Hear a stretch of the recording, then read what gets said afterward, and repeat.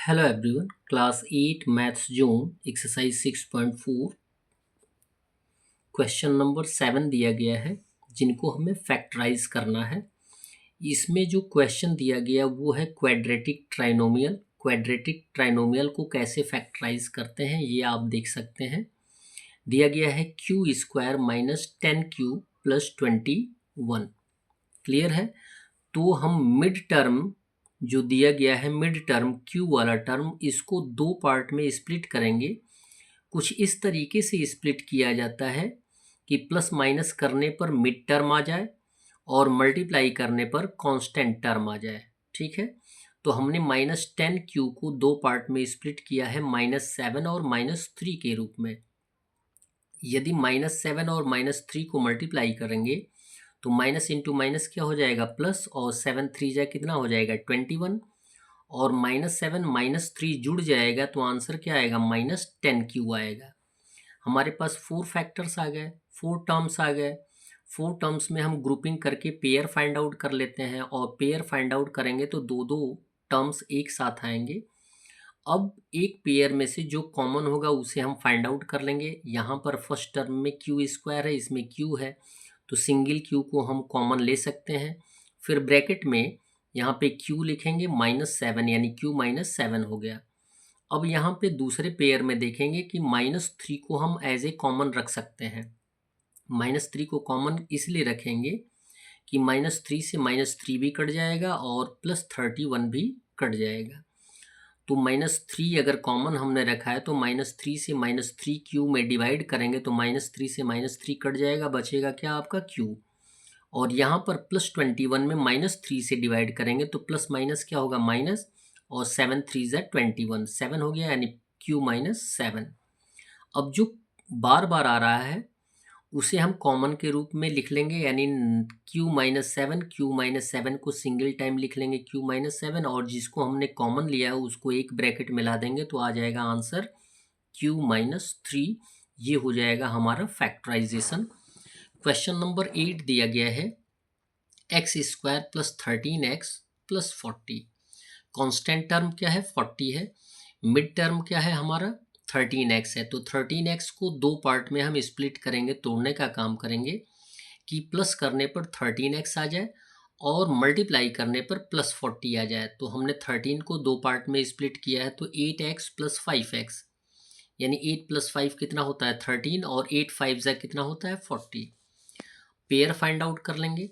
X square plus 8x में से single x को हम कॉमन लेंगे तो ब्रैकेट में जो रिमेनिंग फैक्टर्स होंगे उनको लिख देंगे। इसमें से एक x कॉमन है तो x बच गया, प्लस x को कॉमन लिखा तो 8 आ गया तो x + 8 हो गया।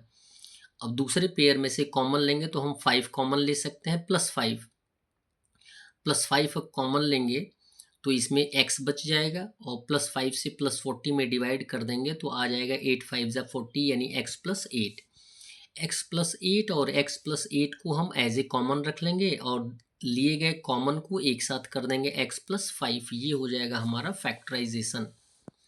क्वेश्चन नंबर 9 है n² - 19n - 92। देख सकते हैं। अब क्वेश्चन ये दिया गया है तो हमें कोशिश यही करनी है कि मिड टर्म को दो ऐसे पार्ट में तोड़ा जाए कि प्लस माइनस करने पर मिड टर्म आ जाए और मल्टीप्लाई करने पे कांस्टेंट टर्म आ जाए। तो यहाँ पे कांस्टेंट टर्म कितना है -92 है।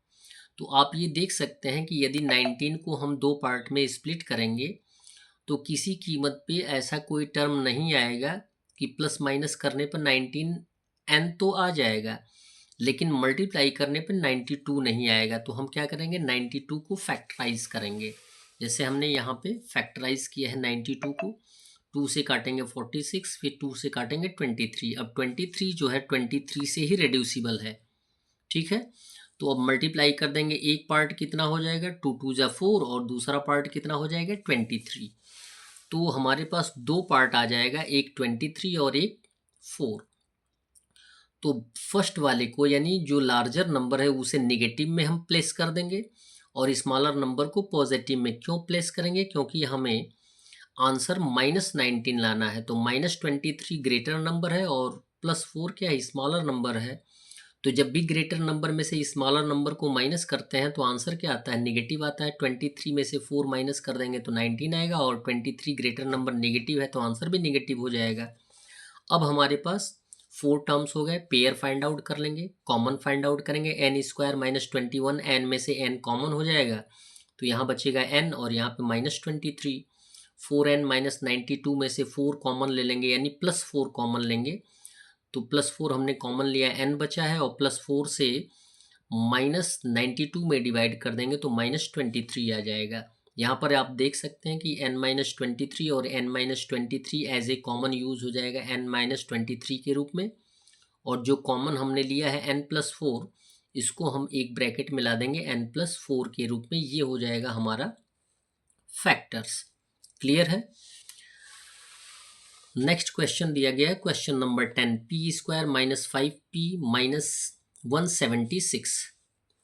अब कोशिश यही करनी है कि मिड टर्म कांस्टेंट टर्म कितना हमें लाना है, 176, वो भी नेगेटिव लाना है। ठीक है, तो हम मिड टर्म, हमारे पास जो -5p है, यदि 5 को हम दो पार्ट में स्प्लिट करेंगे तो प्लस माइनस करके हम -5 तो ला सकते हैं, लेकिन मल्टीप्लाई करके -176 नहीं ला सकते हैं। यहाँ पे 4 + 1 बात करेंगे तो 4 1 जा 4 ही आएगा। 3 2 के टर्म में तोड़ेंगे तो 3 2 जा 6 ही आएगा। अब क्या करेंगे, जो कांस्टेंट टर्म है उसको हम फैक्टराइज कर देंगे। फैक्टराइज करेंगे तो 2 से डिविजिबल है, 2 से 88, 4 आ जाएगा, 2 से डिवाइड कर देंगे तो अब आप ये देख सकते हैं कि यहाँ पे 11 है। 11 जो टर्म है वो अलग हो जाएगा, और यहाँ पे मल्टीप्लाई कर 2 2 जा 4, 2 जा 8, 2 जा 16, तो दो पार्ट हो जाएंगे, एक 16 का और एक 11 का। ठीक है, तो हम इसको लिख देंगे दो पार्ट में, -16p + 11x, एक को नेगेटिव में एक को पॉजिटिव में। तो मोस्टली यदि नेगेटिव में हमें आंसर लाना होता है तो बड़े वाले नंबर को नेगेटिव कर देते हैं। -16 में से +11 माइनस कर देंगे तो -5 आ जाएगा, और -16 इंटू -11 को मल्टीप्लाई कर देंगे तो -176 आ जाएगा। क्लियर, आप मल्टीप्लाई करके देख सकते हैं। पेयर फाइंड आउट कर लेंगे। अब पेयर में से कॉमन निकालेंगे, पी स्क्वायर माइनस 16p में से कॉमन क्या हो जाएगा, p। यहाँ पे कॉमन जो होगा वो p होगा।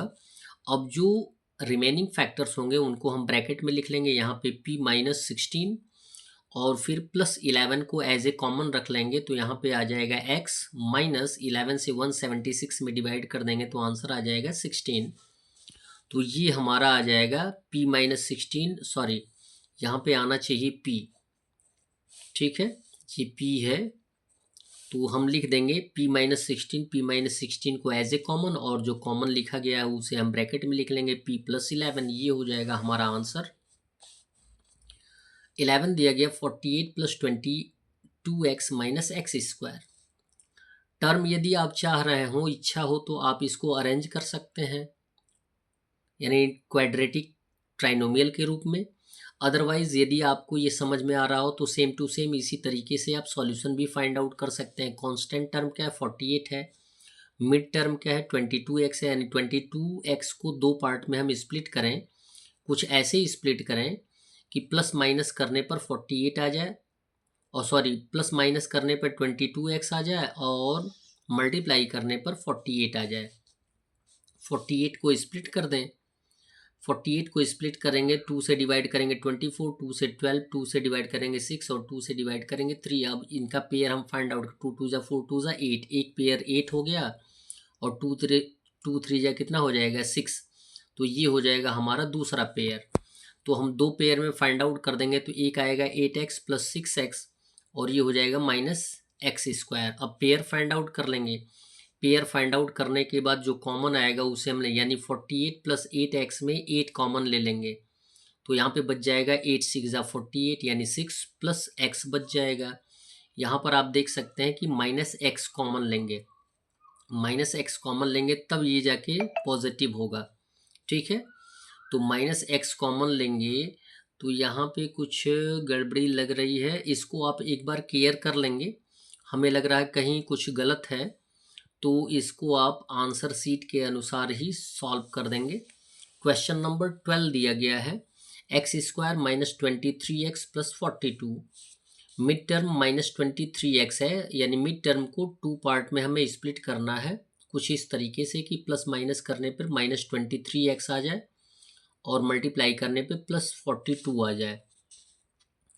तो एक्स स्क्वायर सेम होगा, -23x को 2 पार्ट में हम स्प्लिट करेंगे तो -21x -2x, तो माइनस माइनस जुड़कर -23x हो जाएगा और -21 -2 से मल्टीप्लाई कर देंगे तो +42 आएगा। केयर कर लेंगे, पेयर फाइंड आउट कर लेंगे।